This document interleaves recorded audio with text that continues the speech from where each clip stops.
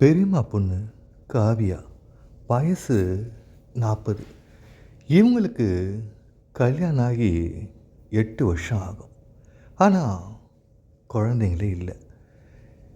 இவங்களுக்கு அதுவே ரொம்ப கஷ்டமாக இருக்குது.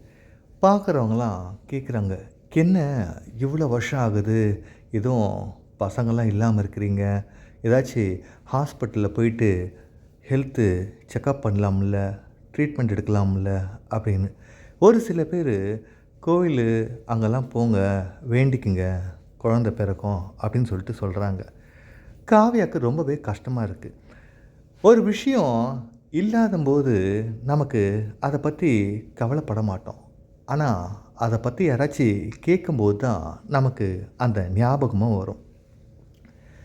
காவியாவோட கணவர், அவர் பேர் சுகுமார், வயசு 48.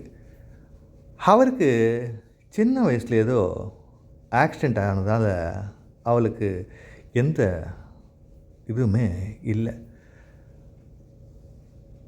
அப்போ எதுக்கு கல்யாணம் பண்ணார்னா, எங்கள் பெரியம்மா பொண்ணு காவியா அவங்களுக்கு சொந்தக்காரர் தான். சொந்தம் போகக்கூடாதுன்னு சொல்லிட்டு கல்யாணம் பண்ணிட்டாங்க.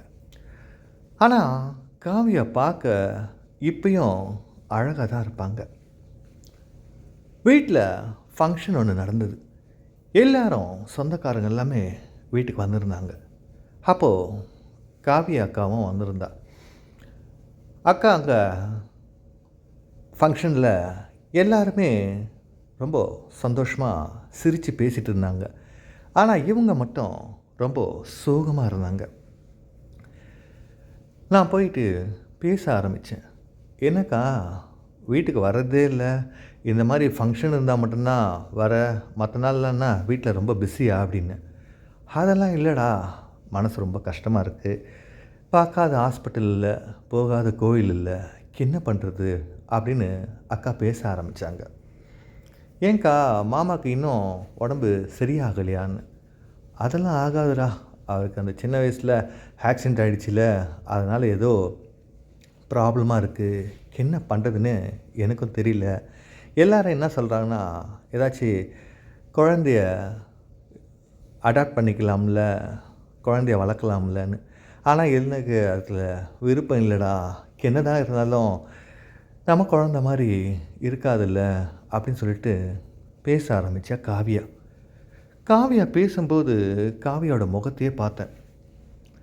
பெரியம்மா பொண்ணாக இருந்தாலும் நல்லா அழகாக இருக்காளே அப்படின்னு சொல்லிட்டு அவளுக்கு ரொம்ப ஆதரவாக பேச ஆரம்பித்தேன். சரிக்கா, கவலைப்படாத, எனக்கு தெரிஞ்ச ஒரு சித்த வைத்தியசாலை இருக்குது, அங்கே வேணால் போய் பார்க்கலாமா அப்படின்னு சொல்லிட்டு பேச ஆரம்பித்தேன். சரி, எல்லாமே முயற்சி பண்ணியாச்சு, அதுவும் நம்ம போய் முயற்சி பண்ணி பார்ப்போமேன்னு சொல்லிட்டு ஒரு நாள் காவி அக்கா வந்தா என் கூட. நானும் அந்த சித்த வைத்தியசாலைக்கு போயிட்டு இவங்களுக்கெல்லாம் ட்ரீட்மெண்ட்லாம் பார்த்தாங்க. இவங்களுக்கு எந்த ஒரு பிரச்சனையுமே இல்லை. ஆனால் இவங்க கணவருக்கு தான் பிரச்சனை அப்படின்னு வந்துட்டோம். வந்ததுமே காவியா யோசிக்க ஆரம்பித்தா. எப்படியும் நம்ம கணவர்கிட்ட எதிர்பார்த்தது நடக்காது, அதுக்காக என்ன பண்ண முடியும் அப்படின்னு சொல்லிட்டு யோசிச்சுருந்தா. ஒரு நாள் நல்ல மழை. அந்த மழையில் காவியா வீட்டுக்கு போயிருந்தேன். காவியா வீட்டில் இருந்தா. என்னடா இந்த பக்கம் அப்படின்னா. இல்லை, இங்கே கொஞ்சம் வேலையாக வந்திருந்தேங்க்கா, சரி அப்படியே மழை வேறு வந்ததா, சரி அதான் உன்னை பார்த்துட்டு போகலான்னு, வாடா காஃபி சாப்பிட்றா அப்படின்னு சொல்லிட்டு காஃபி போட்டு கொடுத்ததும் அவள், ஐயோ மாடி மேலே வர்த்தல்லாம் வச்சுருந்தேன்டா, இப்போ கொண்டு வரேன்னு சொல்லிட்டு காவியா மாடி மேலே போய் அந்த வர்த்தல்லாம் எடுத்துகிட்டு வந்தா. நானும் சரி காவியா போகிறாள்னு சொல்லிட்டு நானும் மாடி மேலே போனேன். 2 பேரும் மழையில் நனைஞ்சிட்டோம். மாடி மேலேருந்து வீட்டுக்குள்ளே வந்ததும் காவியா அவளோட அறைக்கு போயிட்டு வச்சா. நானும் அப்படியே பார்த்துக்கிட்டே இருந்தேன் காவியாவை. என்ன இவ்வளோ அழகாக இருக்காளே அப்படின்னு சொல்லிட்டு அவளோட அறைக்கு நானும் போனேன். என்னடா அப்படின்னா, இல்லைக்கா, நீ பெரியம்மா பொண்ணா போயிட்ட. இல்லைன்னா நானே உன்னை கல்யாணம் பண்ணியிருந்திருப்பேன் தெரியுமா அப்படின்னு. என்னடா இப்படி சொல்கிற அப்படின்னு. ஆமாம், நீ அந்தளவுக்கு அழகாக இருக்கிற. எனக்கு என்ன சொல்கிறதுனே தெரியலன்னு.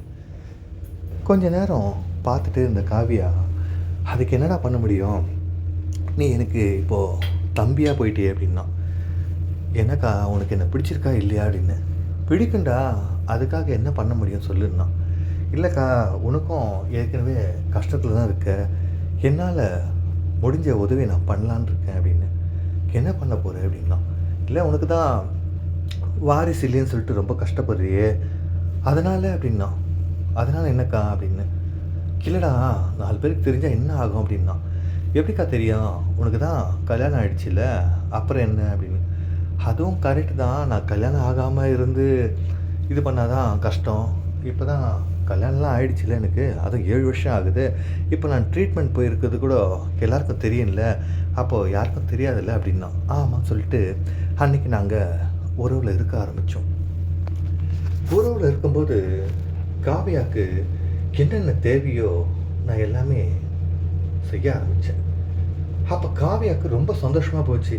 ஏன்னா ரொம்ப நாள் சந்தோஷமே இல்லாத இருந்த ஆளுங்களுக்கு திடீர்னு உறவில் இருக்கும்போது பார்த்தீங்கன்னா அது ரொம்ப சந்தோஷத்தை கொடுக்கும். காவியாக்கும் அப்படி தான். நான் அப்படியே முகத்தை பார்த்துட்டே பண்ணிகிட்டே இருந்தேன். பண்ணும்போது காவியா கேட்டா, ஏண்டா முகத்தை பார்த்துட்டே இருக்கேன்னா. நான் உன்னை கேட்டேன், இல்லை நீ அவ்வளோ அழகாக இருக்கிற, அதனால தான் முகத்தை பார்த்துட்டே இருக்கேன் அப்படின்னு. காவியாவுக்கு ரொம்ப சந்தோஷமாக போச்சு. அன்றைக்கி ஒரு வழியாக நாங்கள் 2 பேரும் இருந்துட்டோம். அதுக்கப்புறம் மழையாக நின்னது. நான் உன்னை கேட்டேன், எனக்கா நான் வீட்டுக்கு போகட்டுமா அப்படின்னு. இரு, மாமாவுக்கு ஃபோன் பண்ணி பார்க்குறேன், எப்போ வராருன்னு கேட்குறேன்னு சொல்லிட்டு ஃபோன் பண்ணான். அவன் கணவர், இன்றைக்கி ஆஃபீஸில் கொஞ்சம் வேலை அதிகமாக இருக்குது, அதனால் நான் காலையில் தான் வருவேன்னு சொன்னார். உடனே காவியா என்கிட்ட சொன்னான், மாமா காலையில் தான் வருவாரா அப்படின்னா. அப்போ நான் உடனே சொன்னேன், சரி அப்போது நான் காலையில் வரைக்கும் இங்கே இருக்கட்டுமான்னு இருன்னு சொன்னான். நைட்டு நாங்கள் சப்பாத்தி சாப்பிட்டோம். சப்பாத்தி சாப்பிட்டதும் நான் உடனே காவியாவை பார்த்தேன். எனக்கு மறுபடியும் பசிக்குது அப்படின்னு. இப்போ தானடா சப்பாத்தி சாப்பிட்ட, அதுக்குள்ளே பசியான்னா. ஆமாம் அப்படின்னு. சரி சாப்பிடுன்னு சொல்லிட்டு சப்பாத்தி எடுத்து வந்து கொடுத்தா. நான் சொன்னது சப்பாத்தியே இல்லை அப்படின்னு. அப்புறம் அப்படின்னா, வாக்கா அப்படின்னு சொல்லிட்டு மறுபடியும் நாங்கள் இருக்க ஆரம்பித்தோம். பொதுவாகவே பார்த்தீங்கன்னா நமக்கு ஒருத்தர் அழகாக இருந்தால் அந்த சமயத்தில் அவங்கக்கிட்ட பேசணும், அவங்கக்கிட்ட இன்னும் ஃப்ரெண்டாக இருக்கணும், அந்த மாதிரி தான் எண்ணங்கள் வந்துகிட்டே இருக்கும். அதுவும் திருமணம் ஆகிட்டு அவங்களுக்கு குழந்தெல்லாம் இல்லாமல் இருந்துச்சுன்னா அவங்களுக்கு அந்த கஷ்டமே யோசிச்சுட்டு இருப்பாங்க.